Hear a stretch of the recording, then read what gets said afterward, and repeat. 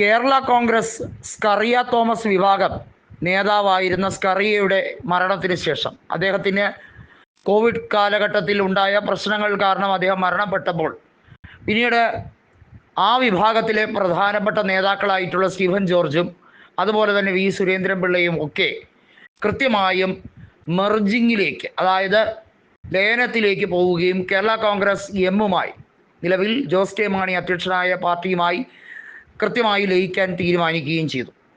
കടുത്തുരുത്തിയിൽ ഇത്തവണ മോൻസ് ജോസഫ് 4000 വോട്ടുകൾക്ക് മാത്രമാണ് ജയിച്ചത്. കഴിഞ്ഞ തവണ 2016 നിയമസഭാ തെരഞ്ഞെടുപ്പിൽ 42,000-ലധികം വോട്ടിൻ്റെ റെക്കോർഡ് ഭൂരിപക്ഷത്തിൽ ഇതേ മോൻസ് ജോസഫ് ജയിച്ച മണ്ഡലത്തിലാണ് ഇക്കുറി ആ ഭൂരിപക്ഷം കേവലം 4000-ലേക്ക് സ്റ്റീഫൻ ജോർജ് കുറച്ചുകൊണ്ടെത്തിച്ചത്. സ്കറിയ തോമസിനെയാണ് 42,500 വോട്ടുകൾക്ക് മോൻസ് ജോസഫ് തോൽപ്പിച്ചതെന്ന് കൂടി ഓർമ്മിക്കണം. അതാണ് 4000-ലേക്ക് ഇദ്ദേഹം കൊണ്ടുവന്നത്. എന്നാൽ ജോസ് കെ മാണിക്ക് ഇരുട്ടടി എന്ന രീതിയിൽ വീണ്ടും അടുത്ത പ്രഹരമാണ് നൽകുന്നത്. സ്റ്റീഫൻ ജോർജും കൂടി UDF-ലേക്ക് ചേക്കേറാൻ കൃത്യമായി പ്ലാനിട്ടിരിക്കുകയാണ്. എന്നാൽ സ്റ്റീഫൻ ജോർജ് കേരള കോൺഗ്രസിൻ്റെ മെർജിങ് വിഭാഗത്തിലേക്ക് ചേരാൻ വേണ്ടിയുള്ള നീക്കമല്ല നടത്തുന്നത്, മറിച്ച് അദ്ദേഹം കൃത്യമായി കോൺഗ്രസ്സിൽ അംഗത്വമെടുക്കാൻ ശ്രമിക്കുകയാണ്. അത് വളരെ വൈകാതെ തന്നെ മറ്റ് എവിടെയെങ്കിലും മത്സരിക്കാൻ വേണ്ടിയാണോ എന്ന വലിയ ചിന്തകളൊക്കെ വരും. പക്ഷേ അതല്ല, കൃത്യമായും അദ്ദേഹത്തിൻ്റെ രാഷ്ട്രീയ അജണ്ടയ്ക്ക് വേണ്ടി തന്നെയാണ്.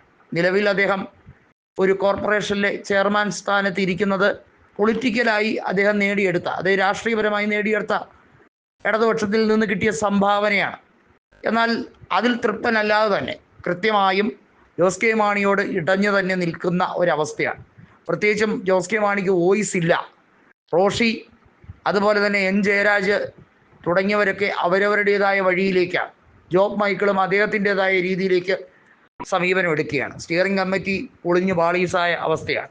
KM മാണി ഉണ്ടായിരുന്നപ്പോൾ ഉണ്ടായിരുന്ന അച്ചടക്കമൊക്കെ എന്നേ പൊളിഞ്ഞ് പാളീസാവുന്ന അവസ്ഥയാണ്. ഒന്ന് ആലോചിക്കണം, CPIM-ൻ്റെ നേതാവായിരുന്ന, അല്ലെങ്കിൽ പാർട്ടി അംഗത്വം ഉണ്ടായിരുന്ന പിറവത്ത് അനൂപ് ജേക്കബിനെതിരെ മത്സരിച്ച സിന്ധുമോൾ, അവർ കേരള കോൺഗ്രസ് മാണി വിഭാഗത്തിൽ തെരഞ്ഞെടുപ്പിന് കുറച്ച് മണിക്കൂറുകൾ, ഏതാനും മണിക്കൂർ മാത്രം ബാക്കിയുള്ളപ്പോൾ ചെന്ന് ചേർന്നത് എന്തിൻ്റെ അടിസ്ഥാനത്തിലെന്ന് എല്ലാവരും ചോദിക്കുകയാണ്. അതായത് കേരള കോൺഗ്രസ് മാണി ഗ്രൂപ്പിന് കൊടുത്ത പിറവത്തെ സീറ്റ്, ഇടതുപക്ഷത്തിൻ്റെ കോട്ടയിൽ കൊടുത്ത സീറ്റിൽ CPM സ്ഥാനാർത്ഥിയായി മത്സരിക്കാൻ സിന്ധുമോൾ ഒരുങ്ങിയപ്പോൾ അത് വേണ്ട, മാണി കോൺഗ്രസിനാണ് ആ സീറ്റ് കൊടുത്തത് ഇടതുപക്ഷത്തിൻ്റെ മീറ്റിങ്ങിൽ.